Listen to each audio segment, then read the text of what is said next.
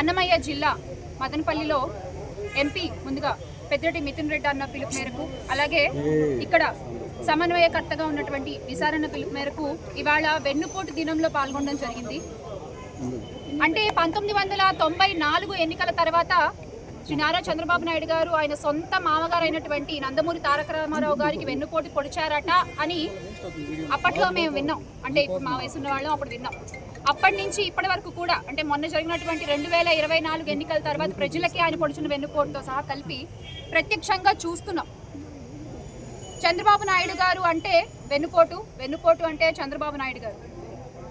4 సార్లు ముఖ్యమంత్రి అయ్యాను అని గొప్పగా చెప్పుకునేటువంటి చంద్రబాబు నాయుడు గారు ఒక్కసారైనా వెన్నుపోటు లేకుండా పరిపాలన చేశారా అని ప్రశ్నిస్తున్నాం.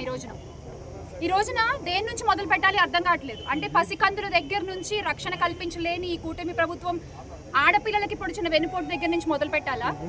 అబద్ధపు హామీలతో గద్దెనెక్కినటువంటి కూటమి నాయకుల గురించి మాట్లాడుతూ మొదలు పెట్టాలా? రైతుల కన్నీటి తడి నుంచి మొదలు పెట్టాలా? విద్యార్థులకు వీళ్ళు పొడిచిన వెన్నుపోటు వల్ల ఆ విద్యార్థులు ఉన్నటువంటి ఆ ఆవేశపు వేడి నుంచి మొదలు పెట్టాలా? MDU వాహనాలు రద్దు చేసి కొన్ని లక్షల కుటుంబాలని రోడ్డు మీదకి లాగేసినారు ఈ రోజున. మరి అక్కడి నుంచి మొదలు పెట్టాలా? లేకపోతే DSC అభ్యర్థుల్ని అతి దారుణంగా వెన్నుపోటు పొడిచారు, అక్కడి నుంచి మొదలు పెట్టాలా? ఇలా చెప్పుకుంటూ పోతే దేని నుంచి మొదలు పెట్టాలో తెలియనటువంటి పరిస్థితి. సంవత్సర కాలం పూర్తయింది కూటమి ప్రభుత్వం అధికారంలోకి వచ్చి. కూటమి ప్రభుత్వం ఇచ్చే హామీలకి నేను బాధ్యుణ్ణి అని గొంతెత్తి అరిచినటువంటి PPP గారు, పిఠాపురం పీఠాధిపతి పవన్ కళ్యాణ్ గారు ఈ రోజున ఆయన కూడా మాట్లాడట్లేదు. మరి ఆయన దగ్గర నుంచి మొదలు పెట్టాలా? ఏంటిది అంటే మీరు నోటికొచ్చిన హామీలు ఇచ్చేస్తాము, అలవి కాని హామీలు చెప్పుకుంటూ వచ్చేస్తాము, ప్రజలు మమ్మల్ని నమ్మేస్తారులే, మేము గద్దెనెక్కేసాంలే, ఇంకేంటి వాళ్ళని పట్టించుకోవాల్సిన అవసరం లేదులే అని అనుకుంటే మాత్రం ప్రజల పక్షాన నిలబడి ప్రశ్నించేటువంటి పార్టీ వైఎస్ఆర్ కాంగ్రెస్ పార్టీ ఒకటి ఉంది అని మీరు ఖచ్చితంగా గుర్తుపెట్టుకోవాల్సిన విషయం. మీరు మర్చిపోతే మీకు గుర్తు చేయడానికి మా పార్టీ కార్యకర్తలు పల్లె పల్లెలో, మండలంలో, గ్రామంలో, వాడలో ప్రతి చోట ఉంటారు. ఈ రోజున వైఎస్ఆర్ కాంగ్రెస్ పార్టీ కార్యకర్తకి ఎదురు నించుని మాట్లాడలేనటువంటి పరిస్థితుల్లో కూటమి ప్రభుత్వం ఉంది.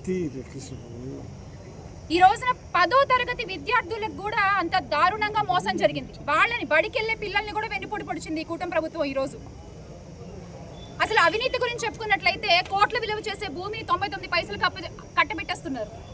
ఇలా చెప్పుకుంటూ పోతే చాలా ఉన్నాయి. మీకు నేను విత్ ప్రూఫ్స్ మాట్లాడుతున్నాను. ఇగో చూడండి, ఆ పాప వాళ్ళ పత్రికల్లోనే ప్రచురించారు, ఈనాడులోనే ప్రచురించారు.